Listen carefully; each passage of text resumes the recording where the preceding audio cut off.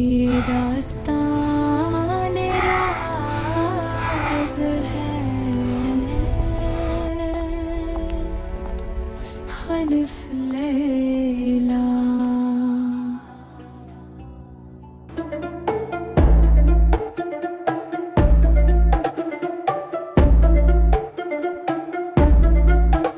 अल्फ लैला व लैला, 1001 रातों की दास्ताने इश्क, इंतकाम और हिकमत।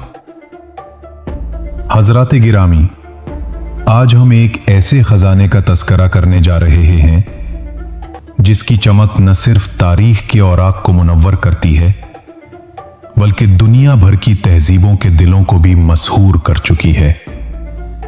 ये दास्तान है अल्फ लैला व लैला की, यानी 1001 रातों की। वो कहानियां जो अरब, ईरान, मिस्र और तुर्क किस्सा गोयों के जहानत का निचोड़ हैं। ये सिर्फ किस्से नहीं, ये जिंदगी का फलसफा है, इंसानी जज्बात का समुंदर है और उनमें पोशीदा है एक औरत की बेमिसाल हिकमत और जुर्रत की लाजवाल कहानी। जमाना 8वीं सदी ईस्वी का था और मकाम था मशरिक का एक अजीम शहर समरकंद। यहां एक ताकतवर बादशाह रिक्रूटमेंट करता था जिसका नाम शहरयार था। शहरयार, जो कभी इंसाफ पसंद और रियाया परवर था, एक नागहानी वाक़े ने उसे अंदर से तोड़ कर रख दिया। उसकी महबूब मलका ने उससे बेवफाई की और उस गद्दारी के जख्म ने उसके दिलो दिमाग पर ऐसा गहरा असर किया कि वो औरत जात से यकसर बदजन हो गया। उस दिल शिकस्ता बादशाह ने एक ऐसा दस्तूर बना लिया जो समरकंद पर एक खौफनाक साया बनकर छा गया। उसने अहद किया कि वो हर रोज एक नई दोशीजा से शादी करेगा, रात भर उसे अपने हरम में रखेगा और अगली सुबह होते ही उसे मौत के घाट उतार देगा। यह वहशत का एक लामतनाही सिलसिला शुरू हो गया। बादशाह का तख्त बज़ाहिर सोने का था, मगर उसकी बुनियादें बेगुनाह औरतों के खून पर खड़ी हो गईं। वक्त गुजरता गया और यह जालिमाना रस्म शहरयार के रोजमर्रा का हिस्सा बन गई। शहर की हर गली और हर घर में खौफ ने डेरे डाल लिए। लोग अपनी बेटियों को छुपाने लगे। शादियों की रौनकें मांद पड़ गईं। यहां तक कि एक वक्त आया जब शादी के लिए दोशीजाओं की तादाद कम पड़ने लगी। बादशाह का ज़हीन वजीर, जो जुल्म की गवाही दे रहा था, इस सूरत हाल से सख्त परेशान हुआ। उसने एक दिन हिम्मत करके बादशाह को राय दी, ए जहांपनाह, आपका यह दस्तूर कब तक चलेगा? आपने शहर को वीरान कर दिया है और अब कोई शरीफ घराना आपके लिए लड़की देने को तैयार नहीं। यह सिलसिला यूं ही जारी रहा तो आपका तख्तो ताज खतरे में पड़ जाएगा। बादशाह, जो जुनून की कैफियत में था, गजबनाक हो गया। उसने वजीर को धमकी दी, तुम इसका बंदोबस्त करो। अगर शहर में शादी के लिए लड़कियों की कमी हुई तो तुम्हें भी कत्ल कर दिया जाएगा। वजीर बेचारा सोच में पड़ गया कि अब वो क्या करे। मौत एक तरफ उसकी बेटियों को निगलने को तैयार थी और दूसरी तरफ खुद उसकी गर्दन पर लटक रही थी। ऐसे तारीक दौर में जहां नाउम्मीदी का राज था, एक ऐसी करन नमूदार हुई जो न सिर्फ वजीर को बल्कि पूरी सिनफे निस्वा को इस अजाब से निजात दिलाने का तहिया कर चुकी थी। यह वजीर की सबसे बड़ी बेटी थी जिसका नाम था शहरजाद। शहरजाद सिर्फ खूबसूरत ही नहीं थी बल्कि वो निहायत दाना, इल्मदोस्त और हाफिजा में बेमिसाल थी। उसने तारीख, फलसफा, अदब और खास तौर पर किस्सा गोई में महारत हासिल कर रखी थी। शहरजाद ने अपने वालिद के सामने अपनी ख्वाहिश का इजहार किया। अब्बाजान, मैं शहरयार से शादी करूंगी और अपनी सिन्फ को इस अजाब से निजात दिलाऊंगी। वजीर खौफ से कांप उठा। मेरी प्यारी बेटी, तुम जानती हो कि इसका अंजाम क्या होगा। तुम खा कितनी ही दाना क्यों ना हो, सूरज तुलू होते ही वो जालिम तुम्हें कत्ल कर देगा। लेकिन शहरजाद अपने इरादे पर कायम रही। उसने अपने बाप को हिकमत से, दलील से और अपनी गैर मुतजलजिल यकीन से राजी कर लिया। वो जानती थी कि उसकी जहानत ही उसका वाहिद हथियार है और उसे उस हथियार को इस्तेमाल करने के लिए एक मौके चाहिए था। आखिरकार शहरजाद की शादी बादशाह शहरयार से हो गई। तमाम दरबारी गमगीन थे कि एक और खूबसूरत और ज़हीन लड़की सुबह का सूरज न देख पाएगी।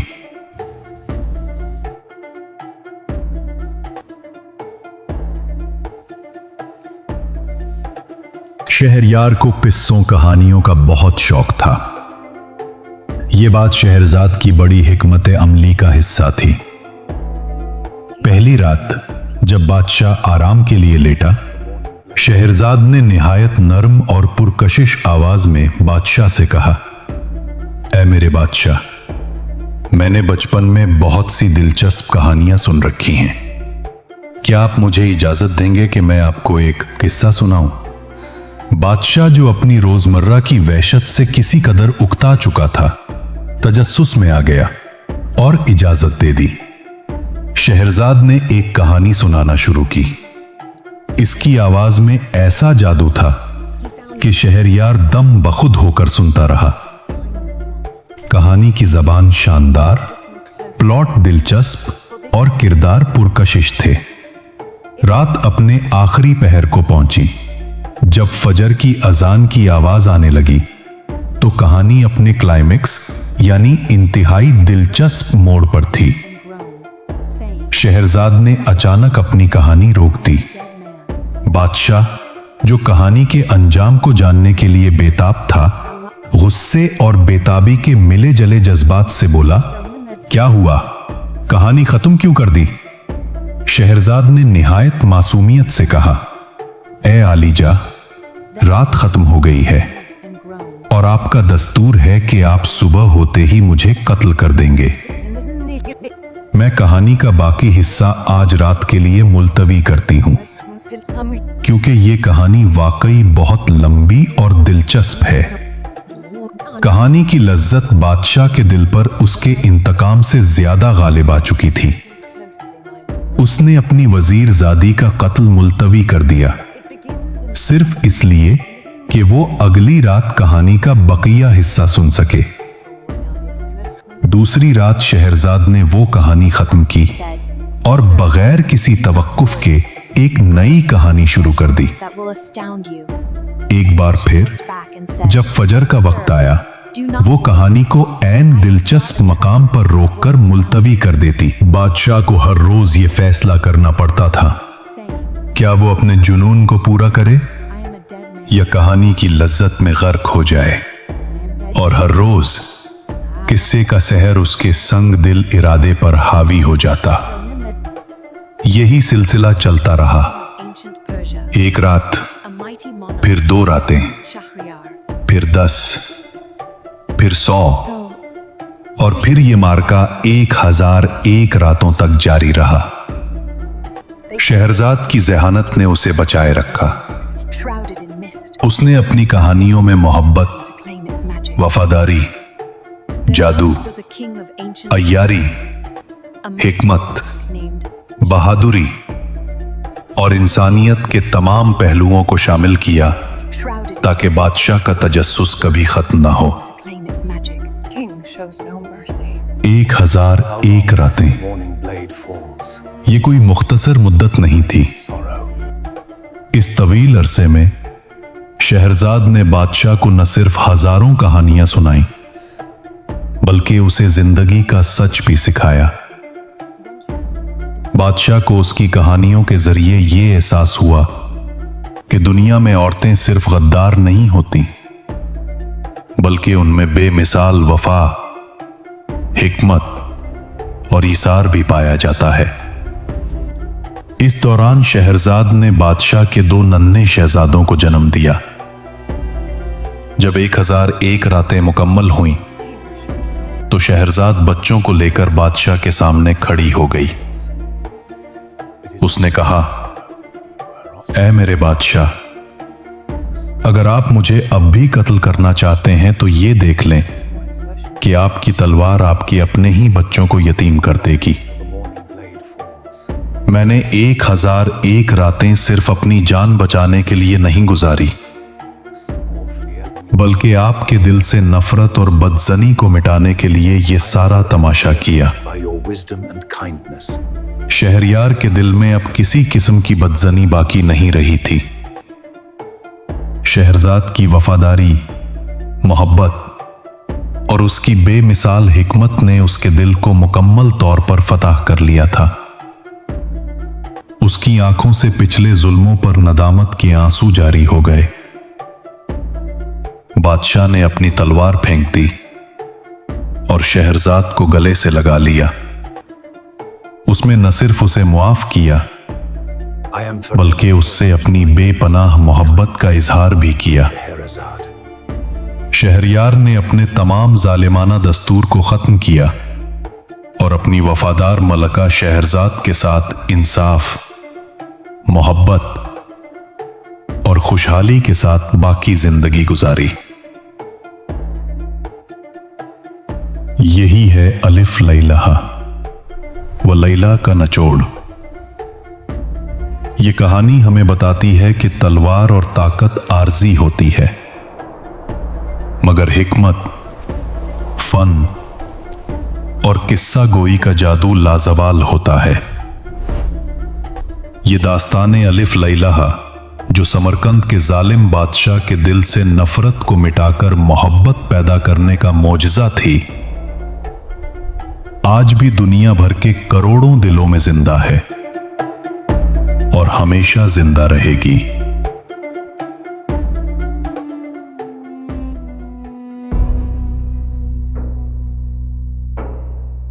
समरकंद की फजा में था खौफ का पहरा, हर शाम ढलती थी लहू, जख्म था गहरा।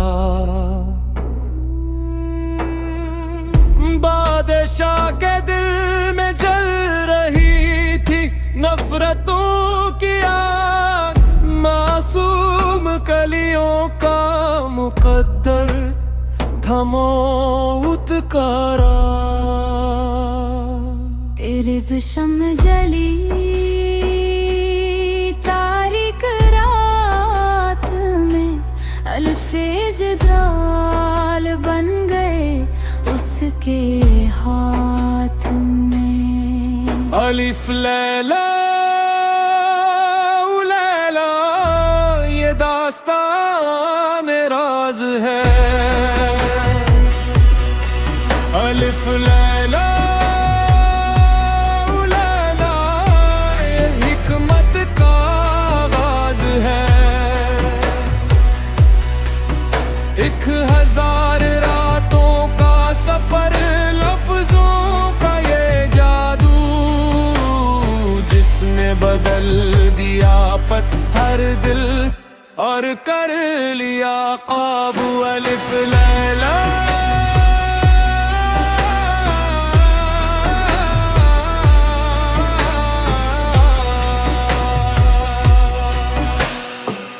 शहरजाद की बातों में दुनिया सिमट गई,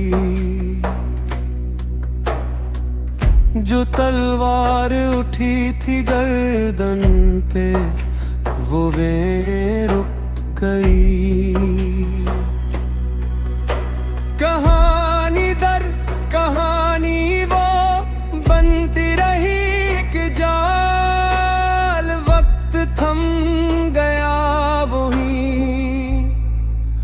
बदली हर एक चाल। सुबह का सूरज जो निकला, मिट गया अंधेरा। इश्क ने नफरत को हरा कर लिया सवेरा।